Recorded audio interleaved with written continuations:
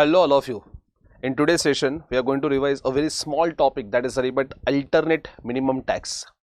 Now as you know, alternate minimum tax के cases में government first of all normally बोल रही है कि as a assessee for whom alternate minimum tax concept is applicable, उनको government को क्या करना पड़ेगा, normal tax देना पड़ेगा और alternate minimum tax देना पड़ेगा. दोनों में से जो भी higher amount है उतना आपको government को pay करना है.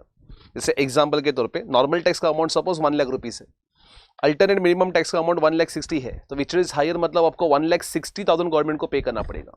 सर ये कैसे दोगलापन है? मतलब पहले बोलते हैं कि नॉर्मल टैक्स कंप्यूट करो, फिर बोलते हैं मिनिमम कुछ तो देना पड़ेगा. अरे बेटा, गवर्नमेंट ने ना इनकम टैक्स के अंदर कुछ असेसेस को कई सारे बेनिफिट्स दिए, जैसे कि सेक्शन 35 AD एक्ट को स्पेसिफाइड बिजनेस में अपने को 100% का कैपिटल एसेट्स का एडिशन मिलता है. Similarly section 80C, 80D, 80E ऐसे कितने सारे चैप्टर 6 के एडिशंस है. सिमिलरली एक्सपोर्ट अगर आप करोगे तो एक्सपोर्ट में आपको सेक्शन 10AA का एडिशन मिलता है. तो इतने सारे बेनिफिट्स मिलने की वजह से असेसी की टैक्स लायबिलिटी एकदम लोअर हो जाती है, मिनिमम हो जाती है. ऐसा ना हो इसके लिए गवर्नमेंट बेसिकली कुछ ना कुछ तो मिनिमम टैक्स आपके पास से कलेक्ट कर रही है. That is a concept of AMT. So first of all ये कंसेप्ट ऑफ AMT एप्लीकेबल किसको होगा? तो लॉ मेकर्स बोलते हैं all assessee except company. Sir company को क्यों छोड़ दिया? बिकॉज कंपनी के केसेस में मैट के प्रोविजंस है, minimum alternate tax, that you will learn at CA final exam.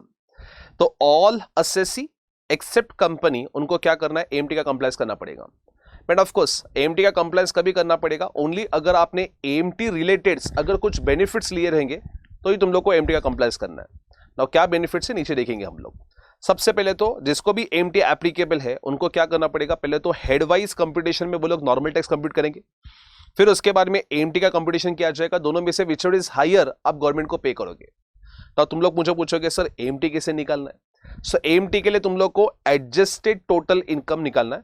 उस एडजस्टेड टोटल इनकम के ऊपर सीधा 18.5% आपको AMT चार्ज करना है. मतलब यहां पे आपको ज्यादा टेंशन लेने की जरूरत ही नहीं है. Special rate taxable income like long term रहेगा तो 20, शॉर्ट टर्म रहेगा 111A वाला तो 15%, कैजुअल इनकम 30%. कुछ करने की जरूरत नहीं है. सिंपल एडजस्टेड टोटल इनकम के ऊपर 18.5% का आपका AMT चार्ज किया जाएगा. अभी तुम लोग मुझे बोले सर एडजस्टेड टोटल इनकम कैसे निकालते हैं? तो एडजस्टेड टोटल इनकम के लिए तुम लोग को पहले NTI को बेस पकड़ना पड़ेगा. अभी इस NTI के अंदर कहने से आपके पांचों हेड्स ऑफ इनकम ऐड होने के बाद चैप्टर 6 से माइनस होने के बाद NTI आएगा. तो आपने AMT रिलेटेड बेनिफिट्स मतलब गवर्नमेंट 10AA या सेक्शन 35 AD या फिर सेक्शन 80H से लेके 80 RRB, पहले तो ये बेनिफिट्स लिए रहेंगे तो ही आपको AMT एप्लीकेबल है. कौन से बेनिफिट बोले बने? Section 10AA that is special economic zone का जो बेनिफिट होता है SEZ यूनिट के लिए मिलता है. चलो पहले इसको आगे पढ़ने से पहले एक बार तुम लोग को 10AA रिवाइज करवा देता हूँ. सेक्शन 10AA की अगर बात कर दो गाइस, स्पेशल इकोनॉमिक जोन में अगर आपका यूनिट है तो आपको 10AA का बेनिफिट मिलता है. जैसे कोई भी असेसी जिसका मैन्युफैक्चरिंग यूनिट या तो फिर सॉफ्टवेयर डेवलपमेंट का बिजनेस अगर SEZ यूनिट के अंदर है तो उनको सेक्शन 10AA का बेनिफिट मिलता है. नाउ 10AA के केसेस में कितना रुपीस का बेनिफिट मिलेगा? तो फर्स्ट 5 इयर्स जो भी वो एक्सपोर्ट करके प्रॉफिट कमाएंगे उस प्रॉफिट का 100% इनको डिडक्शन मिलेगा. फिर नेक्स्ट 5 इयर्स में 50% ऑफ एक्सपोर्ट प्रॉफिट का डिडक्शन मिलेगा. एंड लास्ट 5 इयर्स में जो भी आपने एक्सपोर्ट किया उसका प्रॉफिट का 50% या अमाउंट ट्रांसफर टू सेजरारा एक अकाउंट क्रिएट करना पड़ेगा. सर सेजरारा मतलब special economic zone re investment allowances reserve account. सो ये रिजर्व होता क्या है? इस रिजर्व के अंदर आपको क्या करना है? प्लांट एंड मशीनरी फ्यूचर में परचेस करने के लिए पैसे डिपॉजिट करने हैं. बिकॉज ये तो मानते हो आपका ऑलरेडी 10 साल बिजनेस चालू होके हो चुका रहेगा, तो आपके जितने भी प्लांट एंड मशीनरी है मे बी वो ओल्ड हो चुके रहेंगे, उसको रिप्लेस करना पड़ेगा. आपके पास उसके लिए इनफ फंड होना चाहिए. इस रीजन कैसे आपको क्या करना पड़ेगा? एक अकाउंट क्रिएट करना पड़ेगा, एक रिजर्व क्रिएट करना पड़ेगा. उस रिजर्व का नाम है सेजरारा, that is special economic zone re investment allowances reserve account. मतलब सर ये रिजर्व सिर्फ और सिर्फ प्लांट एंड मशीनरी फ्यूचर में परचेस करने के लिए यूज किया जाएगा? Answer is yes. सर कितने साल में प्लांट एंड मशीनरी परचेस करना है? तो लॉ मेकर्स बोलते 3 इयर्स. 3 इयर्स कहां से? जिस साल में आपने उसको ट्रांसफर किया उसको ईयर एंड करना, वहां से नेक्स्ट 3 साल में आपको प्लांट एंड मशीनरी परचेस करना है. 3 साल के अंदर अगर आपने वो पैसा किसी और पर्पस के लिए यूज किया other than plant and machinery, या 3 साल के अंदर आपने यूज किया लेकिन पार्ट अमाउंट यूटिलाइज किया, कुछ अनयूटिलाइज अमाउंट बचा हुआ है, दोनों भी केसेस में जो भी अमाउंट है वो आपके हाथ में क्या किया जाएगा? टैक्सेबल किया जाएगा. मतलब अज्यूम करो सर आपने पहले प्लांट एंड मशीनरी परचेस करने के लिए पैसा डिपॉजिट किया 60 लाख, आपने 20 लाख विड्रॉ किया. 20 लाख विड्रॉ करने के बाद आपने उसके क्या किया? फर्नीचर परचेस किया. फर्नीचर परचेस किया, मतलब it is other than plant and machinery, तो ये 20 लाख का मिस यूटिलाइजेशन हो रहा है, इस रीजन के से ये अमाउंट आपके हाथ में क्या किया जाएगा, टैक्सेबल किया जाएगा। सर मैंने 60 लाख रुपीस डिपॉजिट तो किया था, मैंने डिडक्शन भी लिया, लेकिन 3 साल के अंदर मैं सिर्फ 50 लाख यूज कर पाया, तो अभी भी अनयूज अमाउंट सेजर अकाउंट के अंदर कितना है, 10 लाख, तो वो 10 लाख रुपीस 4th ईयर में आपके हाथ में क्या किया जाएगा, टैक्सेबल किया जाएगा। तो जितना भी अनयूज अमाउंट है या तो फिर अगर मिसयूटिलाइज किया है तो वो अमाउंट आपके हाथ में एज ए डीम इनकम क्या किया जाएगा, टैक्सेबल किया जाएगा। तो लास्ट 5 ईयर्स में कितना रुपीस का डिडक्शन मिलता है सर, 50% ऑफ एक्सपोर्ट प्रॉफिट या तो फिर अमाउंट ट्रांसफर टू सेजर, दोनों में से विच इज लोअर। तो मैंने क्या बोला, फिर से बोलता मैं, फर्स्ट 5 ईयर्स में 100% of export profit, next 5 years में 50% of export profit, and last 5 years में 50% ऑफ एक्सपोर्ट प्रॉफिट या अमाउंट ट्रांसफर टू सेजरारा, दोनों में से विच इज लोअर का आपको क्या मिलेगा, डिडक्शन मिलेगा। नाउ सर कितना रुपीस का डिडक्शन मिलेगा ये तो आपने बता दिया, लेकिन ये डिडक्शन मिलेगा कैसे, एक्सपोर्ट प्रॉफिट मतलब क्या। अभी SEZ यूनिट में जो भी बिजनेसेस रहेंगे जरूरी नहीं है ना कि वो 100% एक्सपोर्ट करेंगे, कुछ डोमेस्टिक सेल्स भी तो कर सकते हैं। तो आप ये देखो कि आपका टोटल बिजनेस इनकम कितना है और आपका टोटल टर्नओवर कितना है। अज्यूम करो आपका टोटल बिजनेस का प्रॉफिट 60 लाख रुपीस है, 500 करोड़ के टर्नओवर के सामने, 500 करोड़ का आपका टर्नओवर है, उसके सामने अज्यूम करो आपने 60 लाख रुपीस का इस साल में सब खर्चे माइनस करने के बाद प्रॉफिट कमाया। अभी ये 60 करोड़ में ये देखो कि आपका एक्सपोर्ट का टर्नओवर कितना है, तो मैं बोलता हूं मेरा 400 करोड़ का एक्सपोर्ट का टर्नओवर है, तो 400 करोड़ के सामने एक्सपोर्ट का प्रॉफिट कितना आएगा, क्रॉस मल्टीप्लाई करोगे तो आपको एक्सपोर्ट प्रॉफिट मिल जाएगा। सो इसी का फॉर्मूला बनाना है, total profit into total turnover export turnover.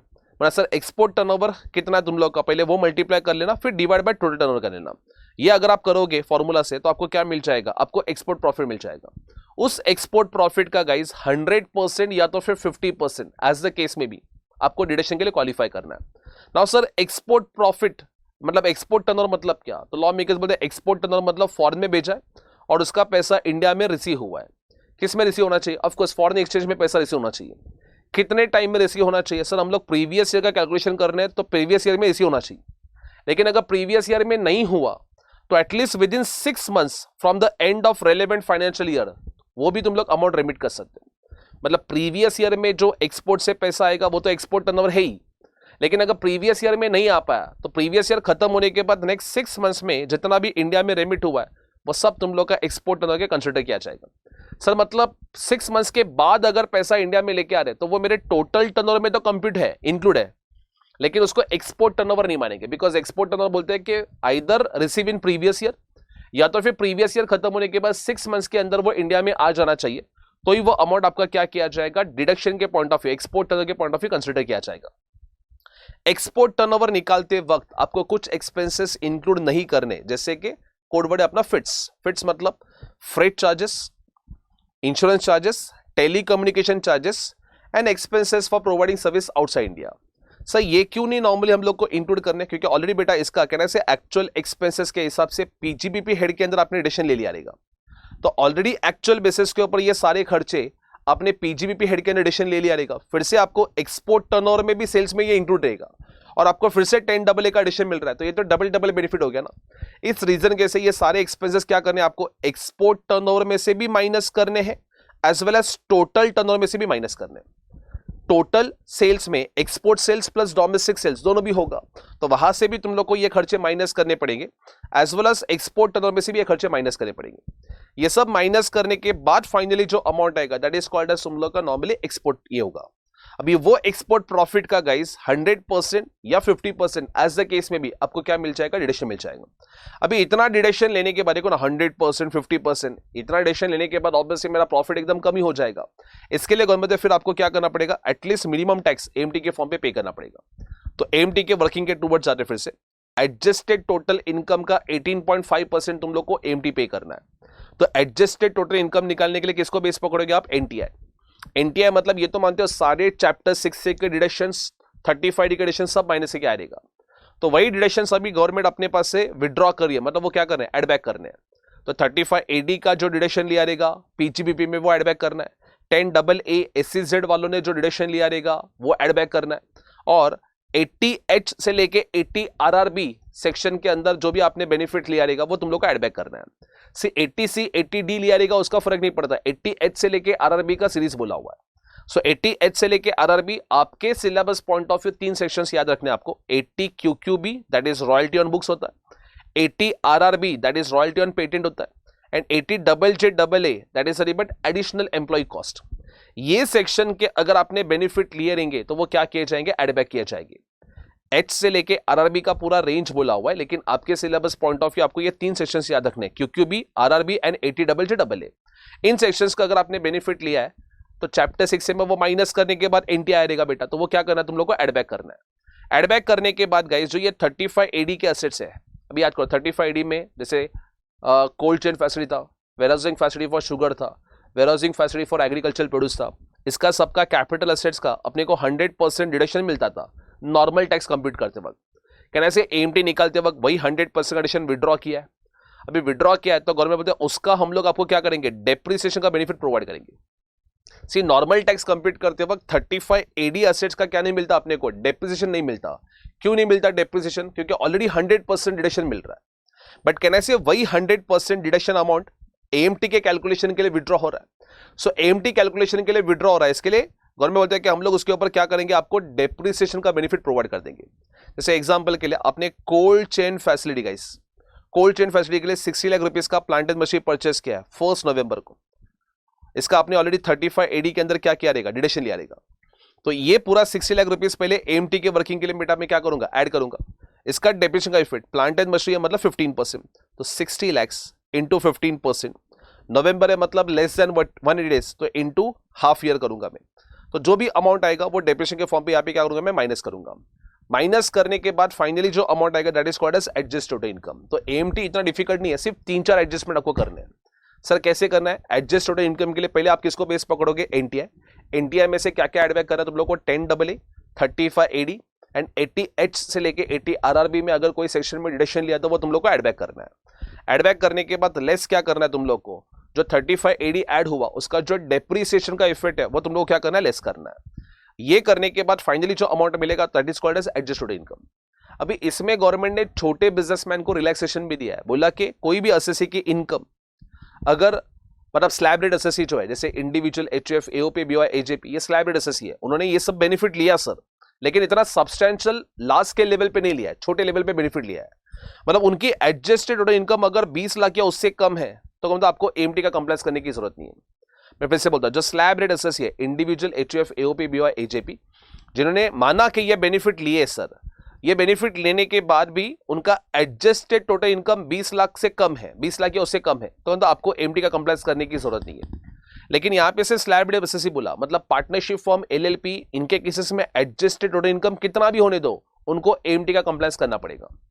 अच्छा सर मैंने ये सारे बेनिफिट्स लिए ही नहीं रहेंगे तो I am a salaried person, मैंने ये सब बेनिफिट्स लिए ही नहीं है, अगर ये बेनिफिट्स लिए ही नहीं है तो आपको AMT का कंप्लायंस करने की जरूरत नहीं है। मतलब AMT is applicable only if 10 AA, 35 AD, 80 JJAA, QQB, RRB ये सब नॉर्मली सेक्शंस के आपने क्या लिए रहेंगे, बेनिफिट लिए रहेंगे। अगर बेनिफिट लिए तो ही तुम लोग को AMT का कंप्लायंस करना, अदरवाइज आपको AMT एप्लीकेबल नहीं होगा।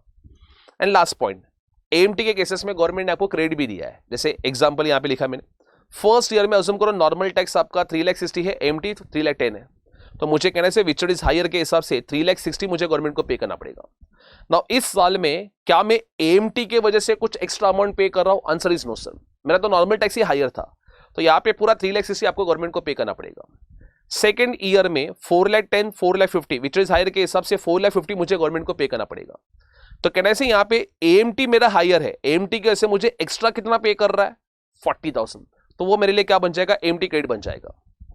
थर्ड ईयर में 5,60,000, 6,20,000 विच इज हायर मतलब 6,20,000, अगेन AMT के वजह से मैं ज्यादा पे कर रहा हूं, कितना एक्सेस पे कर रहा हूं, मैं बोलूं 60,000 रुपीज में ज्यादा पे कर रहा हूं, तो लास्ट ईयर का 40 और इस साल का 60 ऐसे मिलके मेरे पास 1 लाख का क्रेडिट हो गया है। फोर्थ ईयर में मेरे पास नॉर्मल टैक्स 6,20,000 है, AMT 5,90,000 है, तो विच इज हायर के हिसाब से 6,20,000 पे करना पड़ रहा है। अभी मैं क्या करूंगा, वो AMT क्रेडिट मेरे पास जो अवेलेबल है मैं यहां पे यूज करूंगा। अभी देखो मैं 1 लाख पूरा बेटा यूज करूंगा तो कहने से 5,20,000 हो जाएगा which is less than AMT। AMT का कंसेप्ट क्या बोलता है, मिनिमम इतना तो देना पड़ेगा, उससे नीचे तुम लोग नहीं जा सकते। तो यहां पे मेरे पास भले 1 लाख रुपीज का क्रेडिट अवेलेबल है but entire 1 lakh I can not utilize. मैं मैक्सिमम कितना यूटिलाइज कर सकता हूं, difference between normal tax and AMT।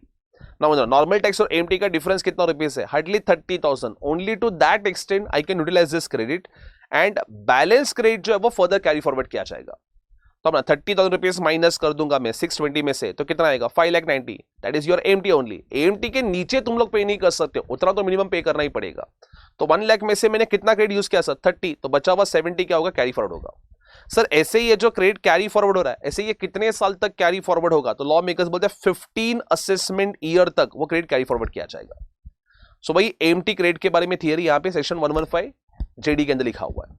And last कुछ स्पेशल रेट ऑफ एएमटी कुछ स्पेशल एसएससी के लिए एप्लीकेबल होगी. जैसे कि एमसीक्यू पॉइंट ऑफ याद रखना, अगर आपका प्लेस ऑफ बिजनेस जो है वो आईएफएससी में है, that is international financial service centre, तो वहां पे आपका रेट ऑफ एएमटी जो है वो 18.5% की जगह पे 9% होगा. एंड अगर आप कोऑपरेटिव सोसाइटी हो, कोऑपरेटिव सोसाइटी, और आपको एएमटी के प्रोविजन एप्लीकेबल हो रहा है, तो वहां पे भी अगेन रेट ऑफ एएमटी 18.5% की जगह पे कितना आएगा, 15% आएगा. तो ये दो स्पेशल रेट ऑफ एएमटी है, वो तुम लोग को एमसीक्यू पॉइंट ऑफ याद रखना है. कैलकुलेशन अगर पूछा तो कैलकुलेशन आपको 18.5% के हिसाब से आएगा, लेकिन एमसीक्यू पॉइंट ऑफ याद रखना कि आईएफएससी के अंदर 9% एंड कोऑपरेटिव सोसाइटी रहेगा तो 15% special rate of AMT applicable होगा. अभी इंटरेस्टिंग चीज, अगर आप न्यू टैक्स रिटर्न में गए 115 बीएससी, तो उनके केसेस में एएमटी एप्लीकेबल नहीं है. सर ऐसा क्यों, उन लोगों को क्यों प्रमोट करें? अरे क्योंकि 115 बीएससी में ऑलरेडी ये सारे बेनिफिट्स विड्रॉ हो चुके हैं. याद करो 115 बीएससी में पीजीबीपी में section 10AA 35 AD additional deputation ये सब बेनिफिट नहीं मिलता. तो ऑलरेडी 115 बीएससी के अंदर ये बेनिफिट विड्रॉ कर दिए, तो अभी और क्या उनके पास से एएमटी लेंगे. इस रीजन के से गवर्नमेंट बोलती है कि अगर आप 115 बीएससी में गए हो डिफॉल्ट टैक्स रिजाइम में, तो आपको एएमटी का कंप्लायंस एप्लीकेबल नहीं होगा. एंड ये सब कंपटीशन करने के लिए आपको क्या करना पड़ेगा, किसी सीए का रिपोर्ट लेना पड़ेगा, सीए के पास से नॉर्मली प्रॉपर्ली कंपटीशन करना पड़ेगा. So that was in relation to a sweet and short topic that is about guys alternate minimum tax. इसके रिलेटेड आपको क्वेश्चन करने हैं जेकेएससी टेक्स्ट बुक में, और मैंने क्लास वर्क क्वेश्चन में तुम लोग को एक क्वेश्चन करवाया था, अच्छा वो तुम लोग को अच्छे से करना है गाइस. आई होप ये टॉपिक तुम लोग को अच्छे से समझ में आ गया रहेगा.